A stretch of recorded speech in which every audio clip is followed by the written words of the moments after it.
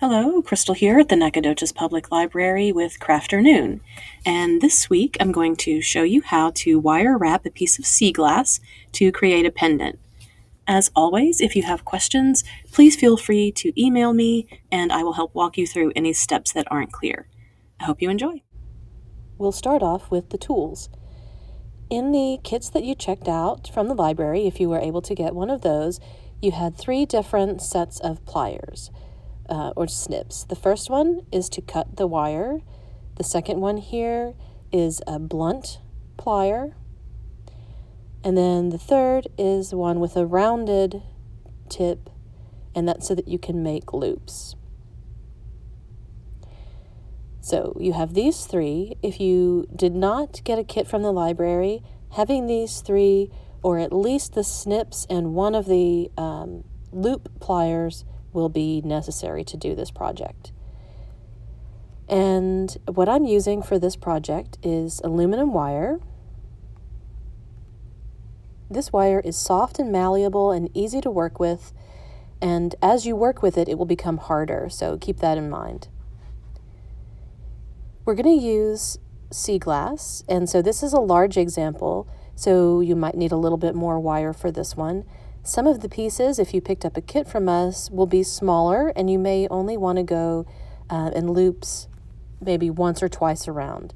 With this larger piece, and you can see with this aluminum wire, it's very soft and flexible. I'm going to use a little bit more wire just to make sure that it's secure in its pendant shape. So I'm going to start off, and I'm going to find the middle or approximate middle of the wire and make 2 loops, and I'm going to use this the round tipped pliers here. I'm going to make 1 loop around and then a second one. And I'm working pretty delicately here because this wire is soft enough that you can make impressions in it with these pliers, or even sometimes with your fingers. So I'm not squeezing very hard with the pliers. I'm just using them to make this loop that's going to be the hoop for the pendant, so that you can hang it from a necklace or other piece of jewelry. Then I'll take the wire and split it at the end, and I'm going to fit my sea glass into that shape. Now this part is where you can get super creative, and there's no right or wrong way to do this, but there are a couple of things to keep in mind.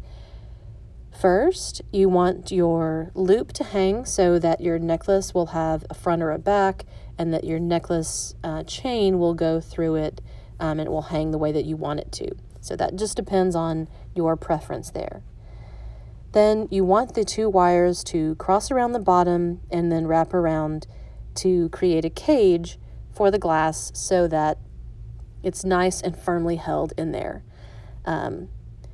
Since this is a large piece that I'm working with, as I said, I'm going to wrap it around several times and make sure that it's nice and firmly held, although it will be a little bit wobbly. We're going to add some features to assist with that toward the end.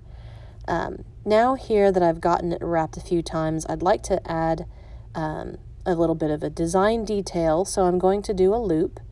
And as I've shown here, you can use the round end pliers, or this wire is soft enough that you can just use your fingers, which I ultimately ended up doing here.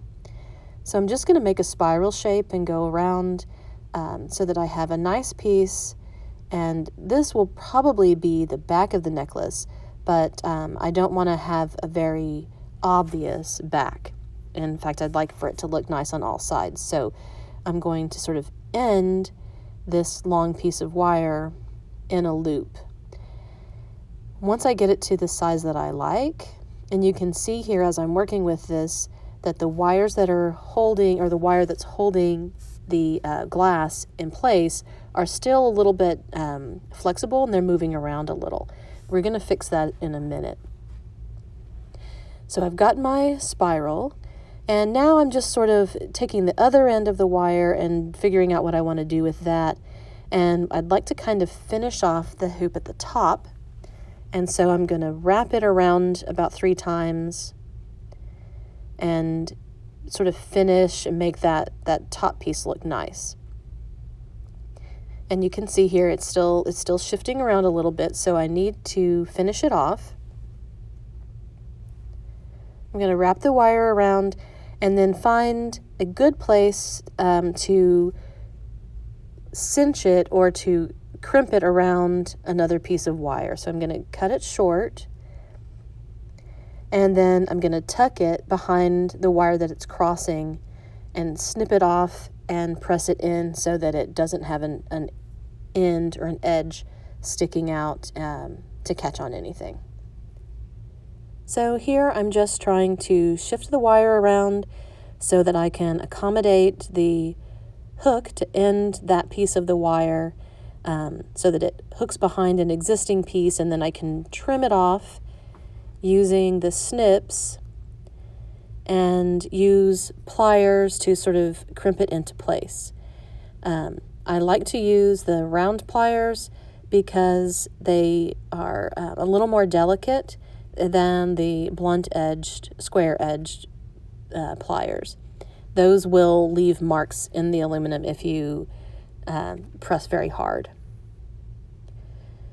So now that I've got it wrapped around, I'm going to snip it off and then press it in with the pliers so that I hide the edge on the end of that wire. Then I've still got the other end of the long wire that I've wrapped around the top of the pendant. So I'm going to find a place to end that. And I don't want to have just another hooked piece of wire just somewhere on there. So I'm going to finish it by making sort of a swirl like I did on the other side, but end it there at the top. And then I'll do a similar move where I hook the end of that piece behind another wire and trim it off and press it in so that it's not sticking out. And so I'm just flipping it over to compare the sides, make sure this is what I want, because once I trim it, then, I'm limited in the things that I can change.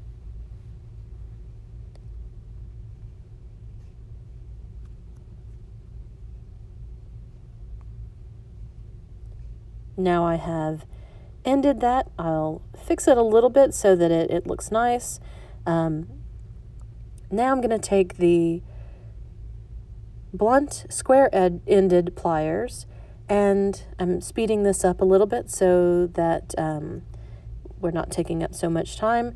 But you can see I'm just making bends or crimps, and these are going to serve 2 purposes. First, it adds visual interest and a little bit of texture to the wire wrap, but also as I'm doing this, it's tightening the wire around the glass so that it's holding it in place much more firmly. And so I'm testing that as I'm making the crimps, and then I'm looking at it to see if I like how it looks. And here I will just add a few more, partially based on, as I said, what I think looks nice, what looks aesthetically nice, but also where it needs to be tightened up to hold that glass in place.